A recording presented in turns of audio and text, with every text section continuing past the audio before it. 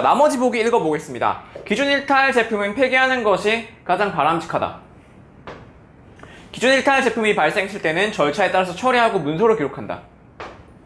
변질, 변폐, 병원, 미생물에 오염되지 않고 사용기한이 2년 이상 남은 화장품은 재작업이 가능하다.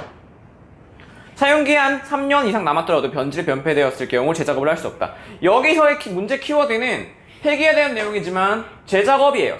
재작업이라는 내용이 많이 나오죠. 재작업, 그리고 재작업, 폐기할지 재작업할지 그런 내용이죠.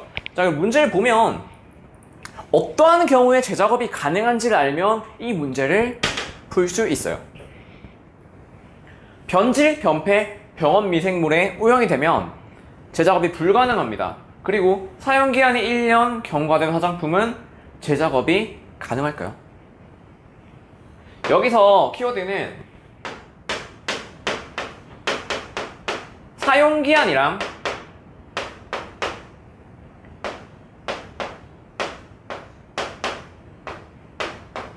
이걸 구분할 줄 알면 좋아요. 사용기한이랑 제조일,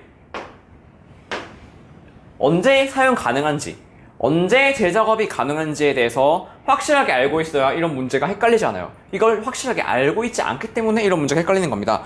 예를 들어서 제조일로부터 1년이 경과하지 않았거나 사용기한이 1년 이상 남아있는 경우에 재작업이 가능해요. 얘는 1년 경과 X,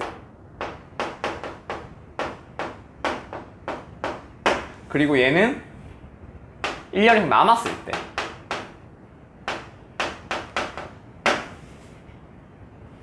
다시 볼게요. 그러면 1년이 경과됐어. 1년이 남아야 되는데, 그러니까 재작업을 할 수가 없죠. 그러니까 얘가 옳지 않은 거예요. 정답인 거예요. 그리고 2번을 헷갈려 하시는 분들이 많았어요. 근데 왜 그러냐면 기준 일탈 제품이라고 무조건 폐기하지 않는다는 걸 알고 있어요. 근데 폐기하는 것이 가장 바람직하다? 이거 재작업할 수 있지 않나? 라고 생각하기 때문에 정답을 2번이라고 하실 수가 있는데, 사실 기준 일탈 제품은 폐기하는 것이 가장 바람직하죠. 왜냐면 기준 일탈 제품을 재작업해서 사용할 수가 있지만 폐기하는 것이 가장 안전해요. 하지만 우리가 전부 다 화장품 회사들이 재정이 넉넉한 것도 아니고, 그렇기 때문에 재작업을 해서 비용 손실을 줄여야겠죠. 그렇기 때문에 재작업에 대해서 규정이 있는 건데, 사실은 폐기하는 것이 가장 바람직하다는 거. 세 번째, 기준 일탈 제품 발생했을 때 절차에 따라서 폐기했는지 아니면 재작업했는지 문서에 기록한다. 변질, 변폐, 병원, 미생물, 오염되지 않고 사용기한이 2년 이상 남은 화장품은 재작업이 가능하다. 그러니까 사용기한이 2년 이상 남은 거예요. 2년 이상 남았으니까 1년 이상 남으면 재작업이 가능하죠? 맞습니다. 사용기한이 3년 이상 남았더라도 변질, 변폐되었을 경우 재작업을 할 수 없다. 변질, 변폐, 병원 미생물에 오염되었을 때는 재작업을 할 수 없습니다. 자, 그러면 같이 볼까요? 밑에 해설에는 재작업이 어떤 조건을 만족했을 때만 가능하다고 되어 있는데요, 여기 안 되는 것들을 기억하시면 됩니다. 변질, 변폐,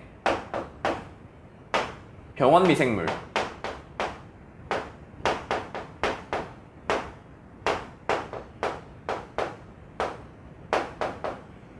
이 경우엔 재작업을 할 수 없고요. 그리고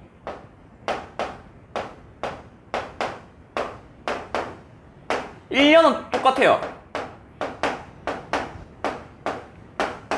제조일 1년 초가 되었구나.